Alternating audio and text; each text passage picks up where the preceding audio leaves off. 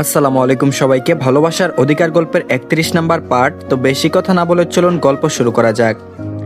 2 দিন কাটলো রোজকার নিয়মে। পড়া শেষে নেহার ঘুম এবার চোখে ঢুলুমুলু। বৃষ্টি বিরক্তিতে বারবার ফোন কেটে দিচ্ছে মিহিরের। মিহিরও যেন নাসরবান্দা, কল দিচ্ছে তো দিচ্ছেই। নেহা বলে উঠল, যা তো ভাই, তুই গিয়ে কথা বল। একটু হাত ধরেছে, তাও তো ভাইয়া ধরে নি।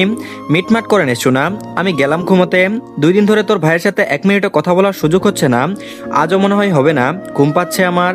বৃষ্টি ফোন কানে তুলে বলল, না না নেহা, তুই ঘুমালে কি করে হবে। নেহা ভ্রুকুটি নিভু নিভু চোখে তাকালো। বৃষ্টি আবারও বলে উঠল, না মানে মাত্র রাত 9টা বাজে, তার উপর ভাইয়া বলল তোকে নিয়ে নাকি ডিনারে যাবে।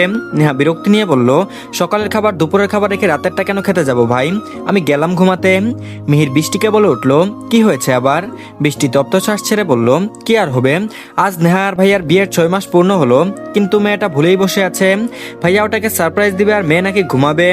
মিহির বলল, এত রাগ আমার উপর, টানা 2 দিন ধরে ইগনোর করছো। তোমাকে ছাড়া আমি ভালো নেই তো বৃষ্টি, কেন বুঝো না তুমি। বৃষ্টি বলল, এসব বলবেন না একদম।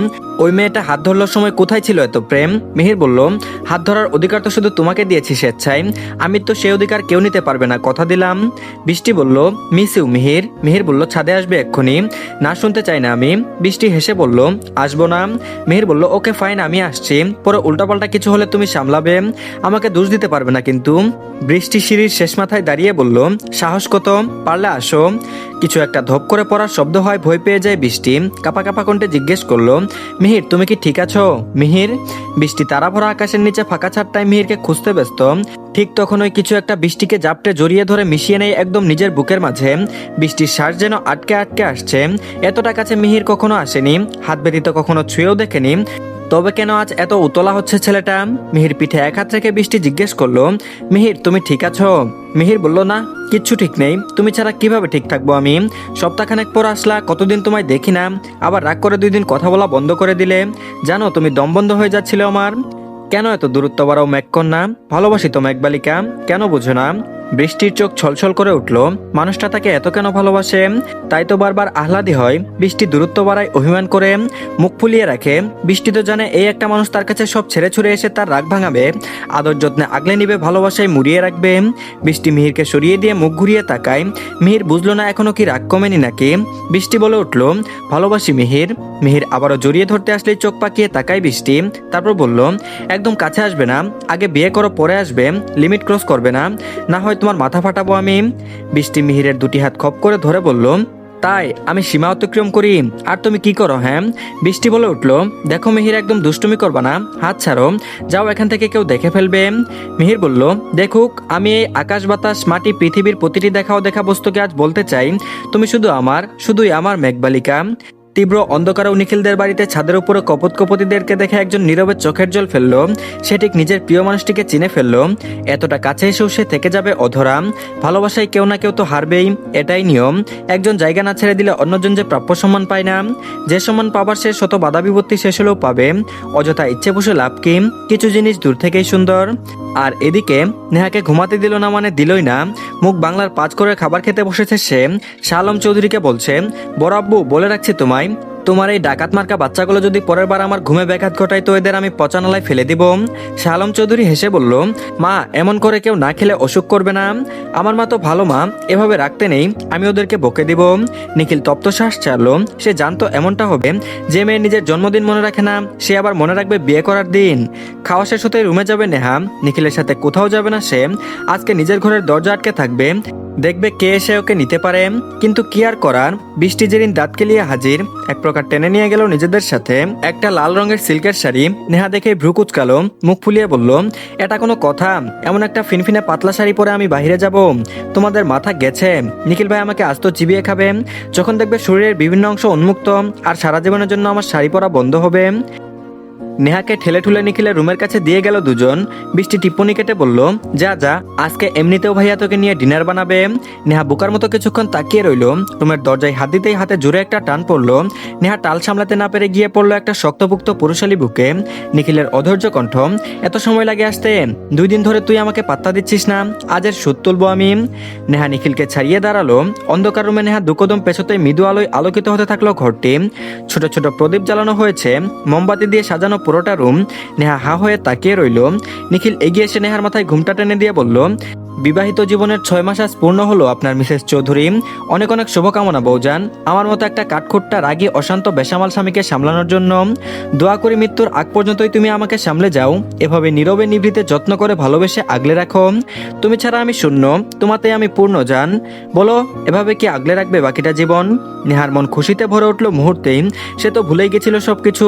উল্টো মানুষটা অভিমান না করে কোনো প্রকার অভিযোগ ছাড়া তাকে এত বড় একটা সারপ্রাইজ দিয়ে দিল। নেহা কাপা কণ্ঠে বলে উঠল, আগলে রাখবো নিখিল। নিখিল নেহার কপালে অধৈর্য আলো জড়িয়ে নিল অতি আদরে। নেহা নিখিলের বুকের উষ্ণতায় নিজেকে মিশিয়ে নিল অনেকটা গভীরভাবে।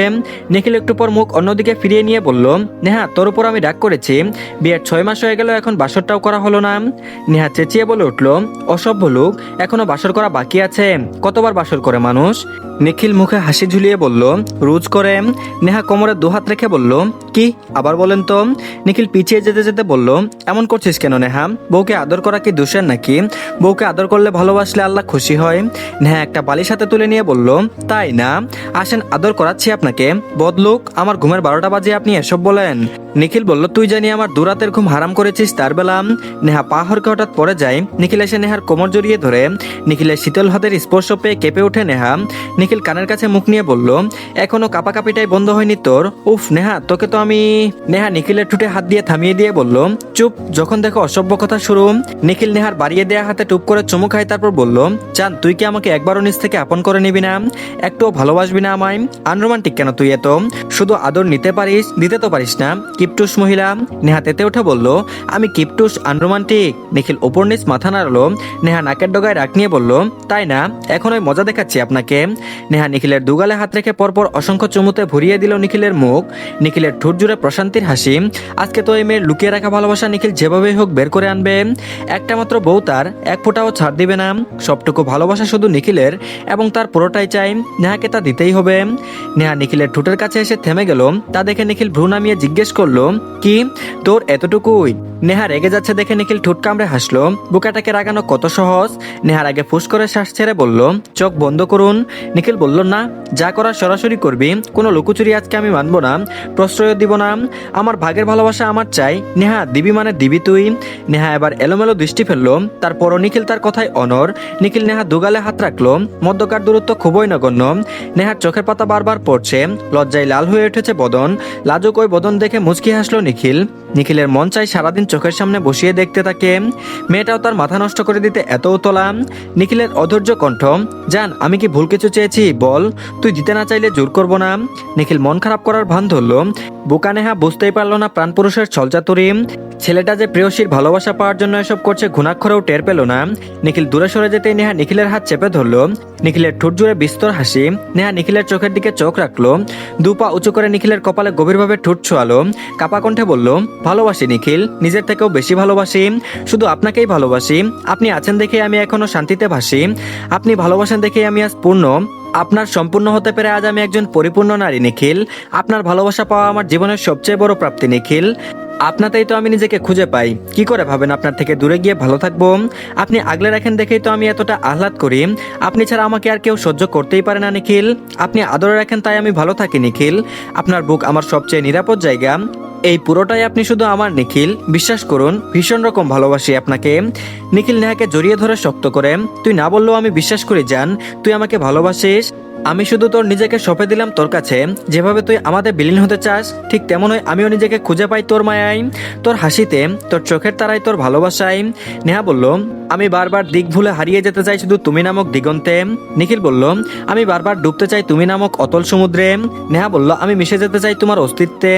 নিখিল আর কিছু বলার আগে নেহা নিখিলের অধরে অধর মিলিয়ে দিল, নিজের কম্পমান অধর। বেশ কিছুক্ষণ পর নিখিল নেহাকে পেছন থেকে জড়িয়ে ধরে বলল, পরের বার থেকে এরকম ভাবে সম্মতি চাই আমি জান।